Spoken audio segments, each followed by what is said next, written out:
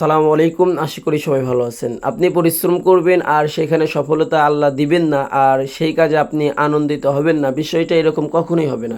আপনি পরিশ্রম করলে আল্লাহ তাআলা অবশ্যই আপনাকে সেখানে সফলতা দান করবেন, আর সেই কাজে অবশ্যই আপনি আনন্দিত হবেন। বেশ কিছুদিন আগে আমার এই কলা গাছটা দেখছিলাম, ছোট ছোট আর কি। তো যাই হোক, আজকে যে প্রতিদিনের কাজটা সেটাই করার জন্য আসছিলাম আমার টালে আর কি, যেটা মানে গরুর জন্য ঘাস কাটা আর ভেংটি তোলা। এটা তো আমাদের প্রতিদিনের নিয়ম করেই তুলতে হয়, মানে একদিনও তো বাদ দেওয়া যাবে না। গরুর জন্য ঘাসও কাটতে হবে, আবার এদিকে আপনার ঢেঁড়সও তুলতে হবে আর কি। তো যাই হোক, সেই নিয়তেই আজকে সকাল সকাল মানে চলে আসছিলাম 7টা সাড়ে 7টার মধ্যে এখানে তো এসে উপস্থিত হই। তো যাই হোক, আসার পরে আমি এদিকে লক্ষ্য করি নাই যে আসলে আমার কলা গাছটাতে মানে আল্লাহ তাআলা মানে কলা এতটা বরকত দিছেন, মানে তাড়াতাড়ি বড় হয়ে গেছেন আর কি। তো যাই হোক, আমি তো এটা টের পাইনি। তো এই কাকা আমাদের সব কাজই করেন আর কি, মানে আমাদের যত ক্ষেত খামারের যে কাজগুলো আছে এই কাকাই করেন। আমরাও কাকাকে ছাড়া মানে এই ধরনের কোনো কাজ করাই না অন্য কাউকে দিয়ে, মানে যার যার সাথে মানে একটা আন্তরিকতা, একটা ব্যাপার স্যাপার আছে। আমাদের সব কাজে আমরা না থাকলেও তিনি করেন। আবার তিনি দেখা যায় অনেক সময় সকালে ভোরে চলে আসেন, আসার পরে মানে 10টা 11টা পর্যন্ত কাজ করে, আবার এদিকে বিকালবেলা কাজ করে, যেহেতু রোদের অবস্থা খুব খারাপ।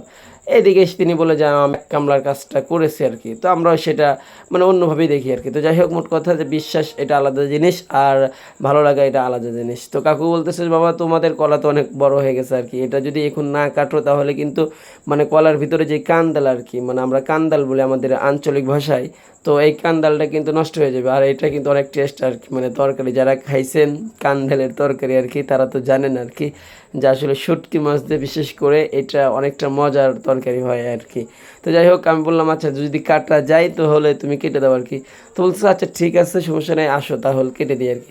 তো মোটামুটি কাকুই সবটা মানে কাজ টাজ করলো আর কি। আমি তো দাঁড়িয়ে দাঁড়িয়ে দেখলাম, কারণ এখানে তো আর আমার কোনো মাতব্বরি চলবে না, কারণ কাকু তো আমার থেকে অনেক অভিজ্ঞ আর কি।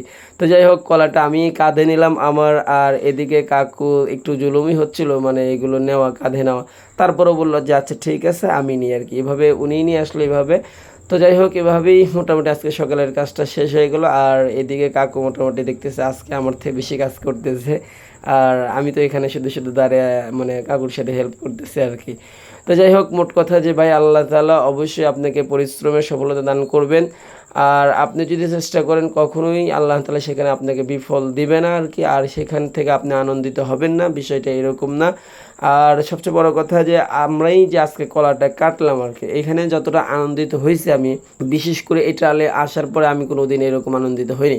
অনেকটা ভালো লাগছে, যদিও এটা আমার অনেক আগের থেকেই অভিজ্ঞতা ছিল, কারণ আমরা এখানে কলার মানে আমি চাষ করছিলাম, মানে বাগান করছিলাম, এখানে অনেক আগেই বিক্রি করেছি, কিন্তু আজকের অনুভূতিটা একটু ব্যতিক্রমের লাগলো আর কি। তো যাই হোক, আপনাদের যদি আশেপাশে মানে পুকুর পাড়, বাড়ির মানে আনাচে কানাচে এ ধরনের জায়গায় কিন্তু অনেক সময় থাকে যে মানে একদম শুধু লাগায় রাখবেন, আর দেখবেন যে 6 মাস 1 বছর পরে শুধু আপনি কলাটা নিয়েই মানে খাওয়া শুরু করে দেবেন আর কি।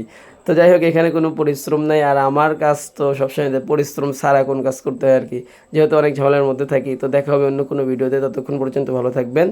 সালামু আলাইকুম রহমতুল্লাহি ওয়া বারাকাতুহু।